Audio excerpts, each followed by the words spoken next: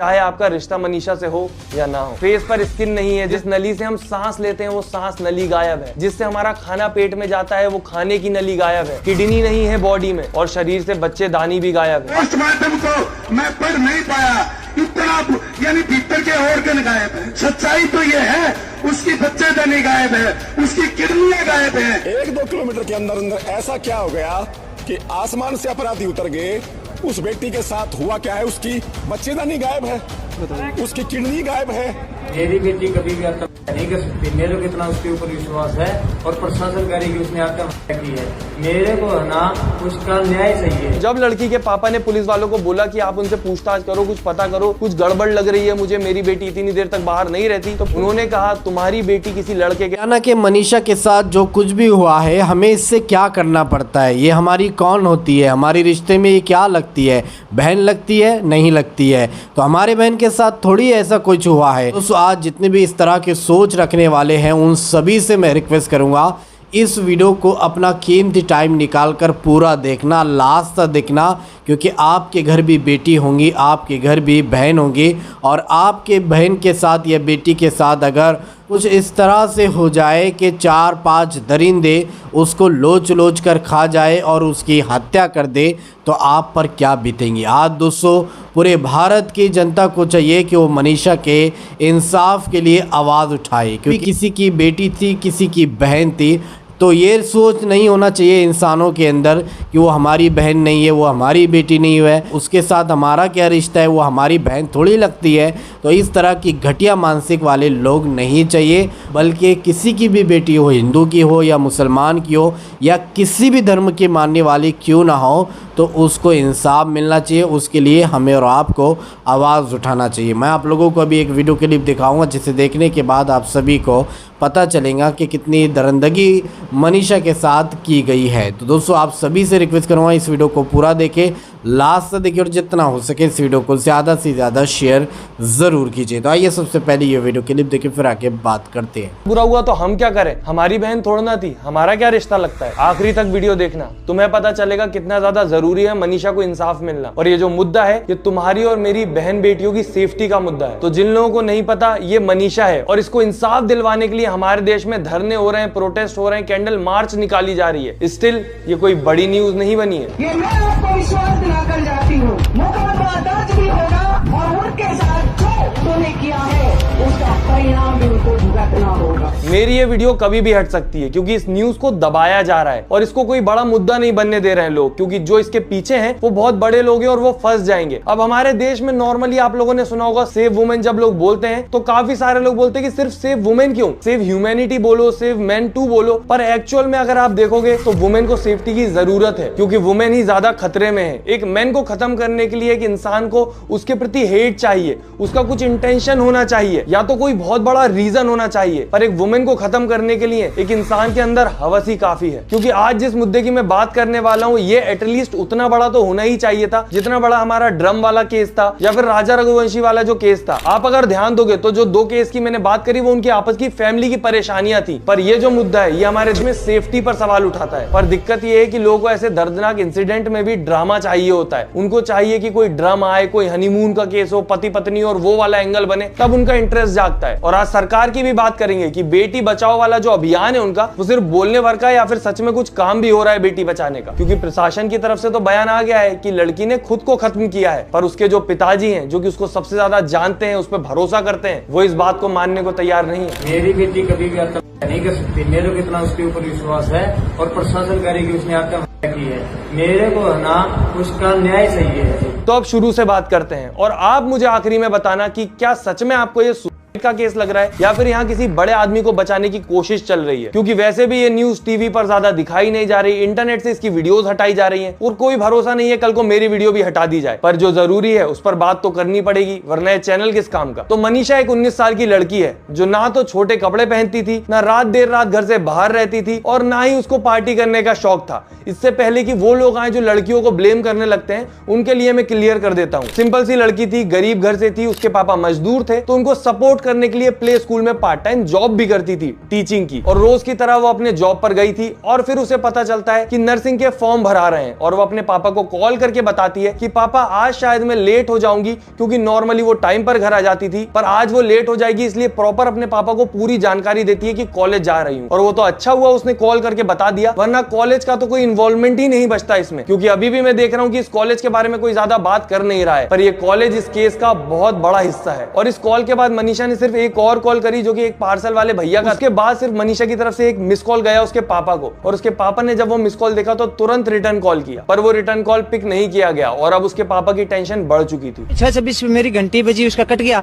फिर मैंने 6:26 मतलब पूरी नहीं हुई थी, कुछ सेकंड बची हुई थी, मैंने उसके साथ अपना फोन उठाया, साथ ही साथ कॉल किया, फोन बंद था। कल रात में उसका फोन 12:04-5 के ऊपर ऑन हुआ है, उसके बाद बंद हो गया है। दोबारा हमने कॉल किया तो फिर स्विच ऑफ हो गया है। अब आप बोलोगे जब उसके पापा को टेंशन हुई तो पुलिस को कॉल करते या फिर खुद जाके देखते। उसके पापा ने दोनों काम किए, वो खुद भी गए वहां पर और उन्होंने पुलिस को भी कॉल किया, और पुलिस आई भी। और जैसा कि जानकारी मिल रही है, जैसे ही पुलिस उस कॉलेज में पहुंची जहां पर मनीषा जा रही थी, तो पुलिस वहां पर 3-4 लोगों को देखती है, वहीं के कर्मचारी जो कि नशे में धुत थे। अब ये सारा सिनारियो देख के आपके दिमाग में आ रहा होगा, अब तो समझ आ गया भाई कॉलेज की तरफ से कुछ गड़बड़ होगी, तो पुलिस वालों ने कुछ एक्शन लिया होगा। पर नहीं, पुलिस ने नॉर्मली उनसे पूछा कि क्या तुमने मनीषा को देखा है, उन्होंने बोला नहीं, और पुलिस अपने काम पर वापस आगे बढ़ गई। तो जब लड़की के पापा ने पुलिस वालों को बोला कि आप उनसे पूछताछ करो, कुछ पता करो, कुछ गड़बड़ लग रही है मुझे, मेरी बेटी इतनी देर तक बाहर नहीं रहती, तो पुलिस ने वही किया जो हमेशा किया जाता है, विक्टिम ब्लेमिंग। उन्होंने कहा तुम्हारी बेटी किसी लड़के के साथ भाग गई होगी, आ जाएगी 3-4 दिन में अपने शादी का कार्ड लेके, शादी करके, तब तुम्हें सब पता चल जाएगा। बुग्गी होगी, वे आ जाएगी 1-2 दिन के अंदर, 2-4 दिन के अंदर आ जाएगी। बोला क्यों घबरा रहा है? मनीषा के पापा की हालत सोचिए आप, वो परेशानी में, अपनी बेटी के टेंशन में जिसके पास हेल्प लेने गए, वो हेल्प करने की जगह उन्हीं को डरा रहा है, और उनके दिमाग में गलत गलत सिनारियो डाल रहा है। क्या हम इसके लिए टैक्स भरते हैं कि जब हमें परेशानी हो तो हमें और डराया जाए? और ये जो रिपोर्ट थी 11 तारीख को की गई थी, और 13 तारीख को मनीषा के पापा को वही खबर मिली जो उनके लिए सबसे बुरी थी। और इस खबर के साथ अपनी बेटी की बॉडी की जो हालत उन्होंने देखी, वो कोई भी अगर देख लेगा तो उसकी रूह कांप जाएगी, चाहे आपका रिश्ता मनीषा से हो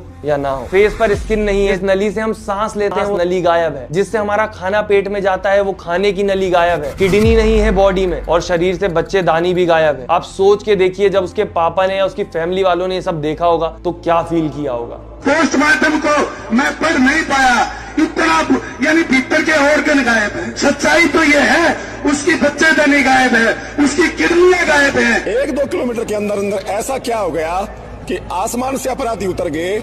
उस बेटी के साथ हुआ क्या है? उसकी बच्चेदानी गायब है, उसकी किडनी गायब है। जितना हार्ड उस बेटी का अगर आप पोस्टमार्टम की रिपोर्ट पढ़ेंगे ना, तो आप पढ़ नहीं पाएंगे, इतनी दरिंदगी की गई है। अब पहली चीज जो दिमाग में आती है, अगर पुलिस वालों ने अग्रेसिवली काम किया होता, सीसीटीवी फुटेज निकलवाई होती, उन लोगों के ऊपर प्रेशर डाला होता जो कर्मचारी थे कि रात में काम नहीं करते थे, क्या मतलब एक लड़की की सेफ्टी का सवाल है, या फिर लड़की का मोबाइल ट्रेस किया होता, तो शायद ये दिन ना देखना पड़ता एक पिता को और उसकी फैमिली को। पर वो तो छोड़िए, ये मुद्दा इतना बड़ा होने के बावजूद भी उतना बड़ा नहीं बन पा रहा है। ना इसकी टीवी चैनल्स पे ज्यादा बात हो रही है, ना इंटरनेट पर इसकी वीडियोस ज्यादा देखने को मिल रही है। सोचने वाली बात तो ये भी है, मैं न्यूज चैनल नहीं हूं, बट स्टिल जब ऐसी चीजें होती हैं तो उनको बड़ा मुद्दा बनाने के लिए क्रिएटर्स को आगे आना पड़ता है, क्योंकि जितनी ज्यादा इंटरनेट पर बात होगी उतना ज्यादा प्रेशर बनेगा और उतना ही ज्यादा इस केस को सीरियसली लिया जाएगा। क्योंकि आप अगर मनीषा की फैमिली को देखेंगे तो वो कोई रिच बैकग्राउंड से नहीं आते, ना उनके कोई इतने ज्यादा कनेक्शन होंगे कि वो अपनी बेटी को इंसाफ दिलवा सके।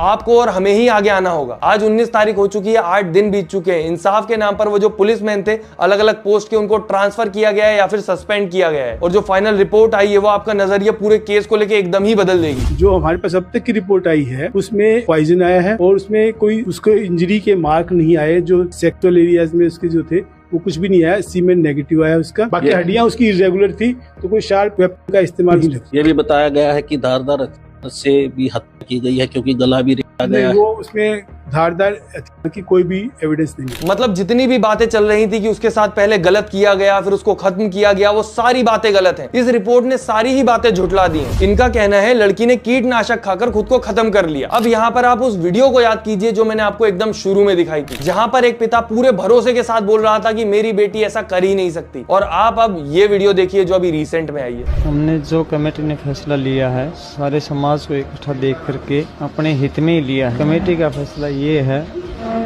कि हम अपनी बेटी का संस्कार हिंदू रीति रिवाज के साथ, मान सम्मान के साथ करेंगे, और प्रशासन अपने काम पे लगा हुआ है। हम उनके काम से संतुष्ट है। अब मैं कुछ नहीं बोल रहा, आप सोचिए, ये पिता जो अपनी बेटी को इंसाफ मिलने से पहले उसका अंतिम संस्कार करने को तक रेडी नहीं था कि जब तक मुजरिम नहीं पकड़ा जाएगा, केस खत्म नहीं होगा, मैं अपनी बेटी का अंतिम संस्कार नहीं करूंगा, उसकी बॉडी ज्यों की त्यों रखे रखूंगा। वो एकदम से रेडी क्यों हो गया? क्योंकि वो गरीब आदमी है, एक मजदूर है। प्रशासन या फिर जो लोग इस केस में इन्वॉल्व है उनके अगेंस्ट नहीं जा सकता, वरना जो बाकी फैमिली है उनका भी जीना मुश्किल हो जाएगा। और मैं जो वीडियो बना रहा हूँ मुझे भी परेशानी हो सकती है, बट स्टिल जो जरूरी है वो जरूरी है, क्योंकि एक इंसान को इतना मजबूर देखकर मैं अपनी आंख फेर सकता। और अगर बात करें रिपोर्ट की, तो अगर उस लड़की को कीटनाशक खाना था तो अपने गांव में भी खा सकती थी, उसको वही गांव मिला। और कीटनाशक खाने के बाद जो उसके बॉडी पार्ट्स गायब हुए वो उसने खुद निकाले थे खाने से पहले या खाने के बाद निकाले? और फेस की जो स्किन गायब है, जैसे तेजाब गिरा हो, वो भी उसने खुद कर लिया। और इन सब चीजों का जवाब मिलता है कि जंगली जानवरों ने किया है ये सब। सोच के देखिए आप एक बार, आपकी जो बुद्धि है वो शर्मा जाएगी। एक्चुअल दिमाग का काम ये होता कि कॉलेज से सीसीटीवी फुटेज निकाले जाते, पर नहीं, कॉलेज वालों ने बोल दिया हमारे पास फुटेज नहीं है, या जो है उसमें कुछ भी नहीं दिख रहा है, बट स्टिल एक्सेप्ट कर ली गई है। खाली वीडियोस एक्सेप्ट कर ली गई हैं। उन कॉलेज वालों स्टाफ ने कुछ भी किया है तो उन्होंने कैमरे की फुटेज बाद में दिखाई है? अब तक नहीं दिखाई दिखा दीजिए। वो टाइम मतलब 2 बजे के बाद 3 बजे तक बिल्कुल खाली दिखा दिया वो कैमरा। उन्होंने कुछ दिखाया नहीं है, कुछ नहीं दिखाया। और मैं तो सर वो चिप गलनी चाहिए, मेरा तो नहीं गली। पूरा दावा ये है खाली है कि वो कैमरा। उस कॉलेज के स्टाफ ने ही उस लड़की के साथ जो भी किया है, व्यवहार किया है, जो भी ये हुआ, ये वारदात उस स्टाफ ने किया है। इतना सब होने के बाद मैं यही बोल सकता हूँ कि यहाँ पर पहली गलती लड़की के बाप की है कि उसने पुलिस से उम्मीद करी कि वो उसकी बेटी को ढूंढेंगे, कुछ होने नहीं देंगे। दूसरी गलती की है जो सोच रहे हैं कि शायद इसमें इंसाफ मिल जाएगा, क्योंकि आधे से ज्यादा लोग तो आज भी आवाज उठाने में भी डर रहे हैं, जिन्हें लगता है जब तक घर में कोई दिक्कत नहीं है कोई दिक्कत ही नहीं है, और उन्हें सच में लगता है वो इस देश में सेफ है, उनकी फैमिली सेफ है। तुम खुद सोच के देखो, एक लड़की दिन दहाड़े सलवार सूट में रोड पर गायब हो रही है, कितने सेफ हो तुम इस देश में? और क्राइम हो जाने के बाद भी पैसे देके उस केस को दबाना कितना ज्यादा आसान है। और मुजरिम के पास अगर पैसा है और उसे पता है कि केस दब जाता है तो उसको दिक्कत ही क्या है फिर क्राइम करने में? बाकी मेरे पास आवाज। तो जी हाँ दोस्तों, आप लोगों ने ये पूरी वीडियो क्लिप देखी और सारी बातें आप लोगों ने सुनी है। उम्मीद करते हैं कि आप लोगों को ये वीडियो पसंद आई होंगी, तो इस वीडियो को लाइक कीजिए, शेयर कीजिए, और अगर अभी तक आप लोगों ने हमारे इस चैनल को सब्सक्राइब नहीं किया है तो इस चैनल को सब्सक्राइब ज़रूर कीजिए, बेल आइकन को दबाइए ताकि आने वाली हर वीडियो की नोटिफिकेशन आपको इसी चैनल पर मिल सके। तो चलिए उस अगली वीडियो में मिलते हैं, जब तक अपना ख्याल रखिए, शुक्रिया।